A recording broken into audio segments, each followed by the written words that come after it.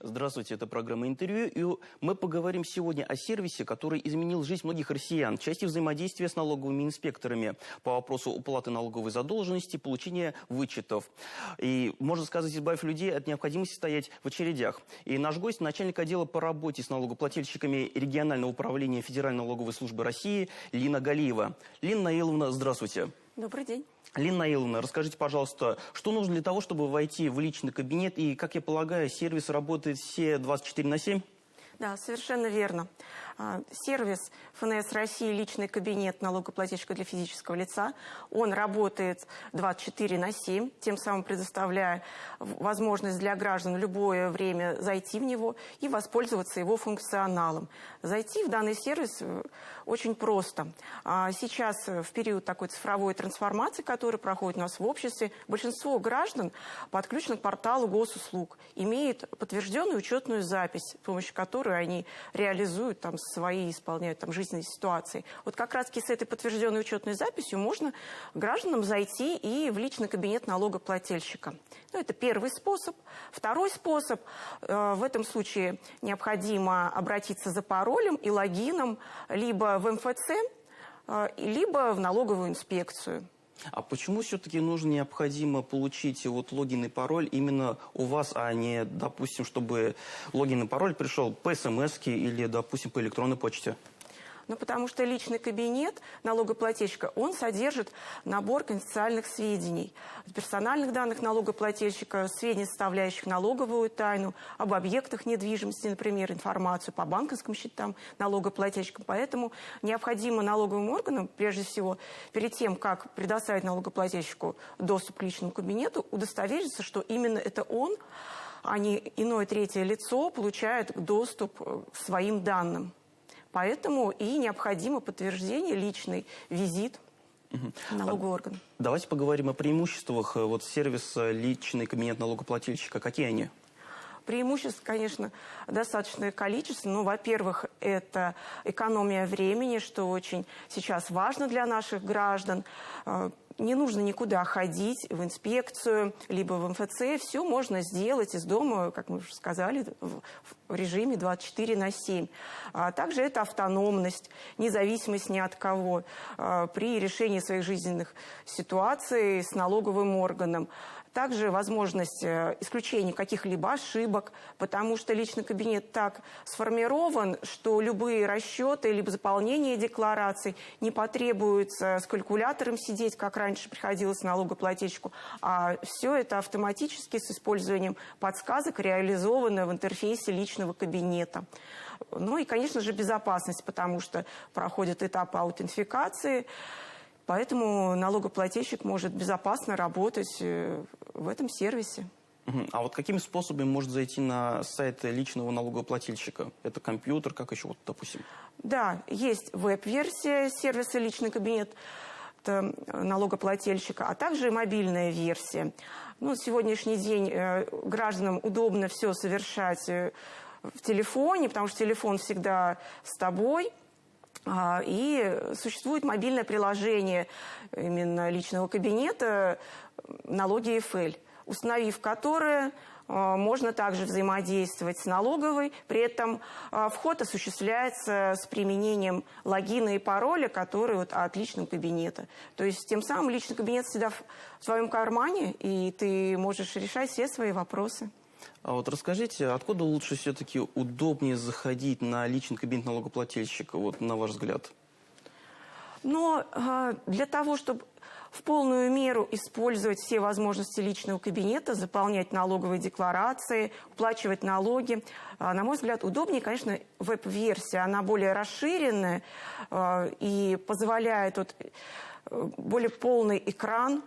А если связано это с какими-то узкими задачами, например, зайти, посмотреть, есть ли у тебя задолженность, то здесь, конечно, удобно открыть приложение и посмотреть через него уже имеется ли задолженность, и в несколько кликов буквально уплатить. Поэтому заполнение декларации все-таки мы рекомендуем совершать через веб-версию, а уплату налогов, просмотреть что-то, возможно, даже направить обращение в налоговый орган. Все это возможно с мобильным приложением. Веб-версия — это через компьютер, да? Да, совершенно верно. Все-таки расскажите, вот какие услуги в личном кабинете налогоплательщика есть на данный момент, какие самые востребованные и сколько их в целом? На сегодняшний день все жизненные ситуации, с которыми сталкивается налогоплательщик, физическое лицо при взаимодействии с налоговыми органами, они решаются в личном кабинете. Начиная с того, что получение налоговых вычетов, все это прекрасно в простом, доступном виде можно сделать в личном кабинете. Уплатить налоги, посмотреть задолженность, также получить налоговое уведомление. Также можно через личный кабинет. Ну, а если говорить про самые востребованные, чаще всего граждане смотрят в личном кабинете в рамках уже своих данных это информацию по банковским счетам, какие банковские счета у него открыты, действуют, какие уже закрыты. Зачастую к данной информации прибегают госслужащие при заполнении справок по доходам. И также чаще всего, если обратиться уже к цифрам, то по направлению декларации 3 НДФЛ физическими лицами у нас 98% от всех деклараций налогоплательщики направляют в электронном виде через личный кабинет. То есть тем самым уже мы понимаем, что наши граждане выбрали данный способ, то есть сделали свой выбор. Если говорить про обязанности, которые должен исполнить налогоплательщик, уплатить налоги в срок, то здесь тоже граждане, пользователи личного кабинета, они получают налоговые уведомления и по ним совершают оплату. Вот как раз-таки налоговые уведомления у нас 67%, они направляются тоже в электронном виде налогоплательщикам. То есть в общей сложности это сколько примерно услуг? Примерно там? Ну, примерно около 12 видов услуг, которые может налогоплательщик физическое лицо получить через личный кабинет, но также и исполнить свою обязанность, потому что мы понимаем, что согласно налоговому кодексу налогоплательщик не только реализует свои права на получение госуслуг, но и обязан исполнять положение законодательства налогового. А вот я хотел еще уточнить, как я полагаю, у взрослых жителей республики, и да и вообще в целом россиян, есть доступ к личному кабинету своих детей. Это верно или я ошибаюсь? Совершенно верно. Личный кабинет, он и удобен тем, что можно исполнять свои обязанности, и также родитель, являясь законным представителем своих детей, он может исполнять обязанность и за детей. Поэтому здесь реализована такая возможность создать личный кабинет самому родителю, оформить доступ также к личному кабинету на своих детей. Для этого нужно обратиться в инспекцию за получением пароля. И после этого осуществить связку между кабинетами для того, чтобы родитель мог свободно заходить в личный кабинет и оплачивать налоги за своих детей. А вот такой у меня вопрос. А сколько в целом жителей республики зарегистрированы в личном кабинете налогоплательщика? Я имею в виду из части физических лиц. По состоянию на 1 августа у нас более 2 миллионов налогоплательщиков республики выбрали личный кабинет. Даже так, мне кажется, их число только растет. Да, конечно, с каждым годом их количество увеличивается, потому что граждане понимают, что это легко, просто и удобно. А вот какие еще площадки для взаимодействия с налоговыми инспекторами выбирают наши жители республики?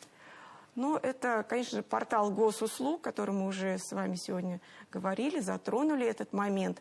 И количество госуслуг, которые реализованы на портале госуслуг именно налоговой службы, они тоже увеличиваются. Тем самым портал госуслуг является для граждан некой такой единой точкой входа, где он может решать свои вопросы.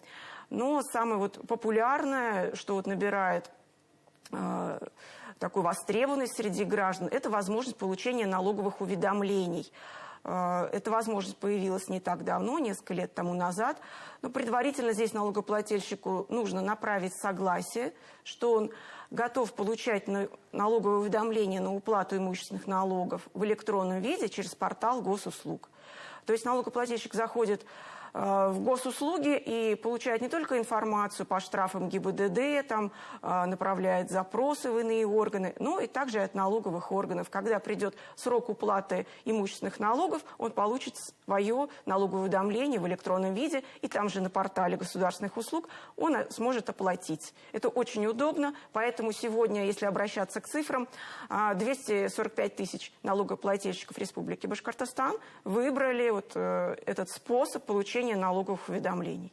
Вот прогуливаясь по Уфе, можно на остановках общественного транспорта услышать напоминания от налоговых инспекторов о том, что необходимо платить налоги, не забывать о задолженностях, естественно. Можно, вот, допустим, катаешься на автобусе, видишь тоже рекламные ролики. А вот помимо Уфы, есть ли такая, вообще проводится ли такая работа помимо Уфы в других муниципалитетах? Да, конечно же. Налоговые органы активно участвуют в информировании граждан о том, что необходимо уплачивать налоги, что о том, что подходят сроки уплаты налогов, чтобы граждане там, в череде своих бытовых вопросов не забывали об этих моментах и в последующем не столкнулись с неприятными моментами, когда уже идет начисление пени из-за того, что налогоплательщик своевременно не уплатил налоги. Поэтому мы активно проводим информационные кампании. Вот в летний период проводили кампанию в отпуск без долгов по налогам.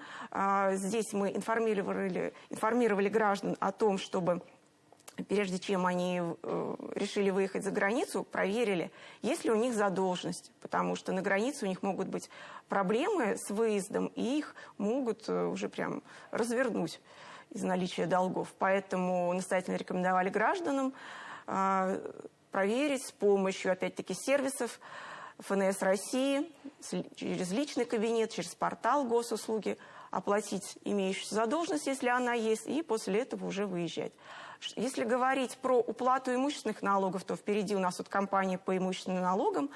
Она идет весь осенний период, и по сроку 1 декабря граждане должны уплатить будут налоги. Налоговые уведомления будут разосланы осенью, поэтому мы в этот период тоже будем активно информировать граждан, чтобы они не забыли исполнить свою обязанность. А вот хотел еще последний вопрос у меня. Вот есть ли какие-нибудь инструкции, чат-боты, горячие линии для того, чтобы разобраться в получении, так скажем, налоговых уведомлений или других вопросов, связанных с налогами? Да, конечно же. Налоговые органы, они открыты для граждан, поэтому у нас для того, чтобы граждане могли решить все свои вопросы, действуют различные каналы взаимодействия. Вот как в электронном виде мы сказали, это сервисы.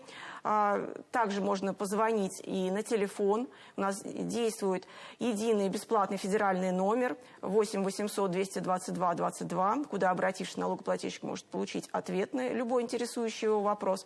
Также действует и горячая линия на постоянной основе при управлении Федеральной налоговой службы Республики Башкортостан. Ее номер 215 10 70, добавочный 55 55. Здесь тоже специалисты всегда готовы решить любую проблему у плательщика, подсказать ему и дать верный ответ на его вопросы. Что касается также чат-ботов и соцсетей, здесь мы тоже весьма активны.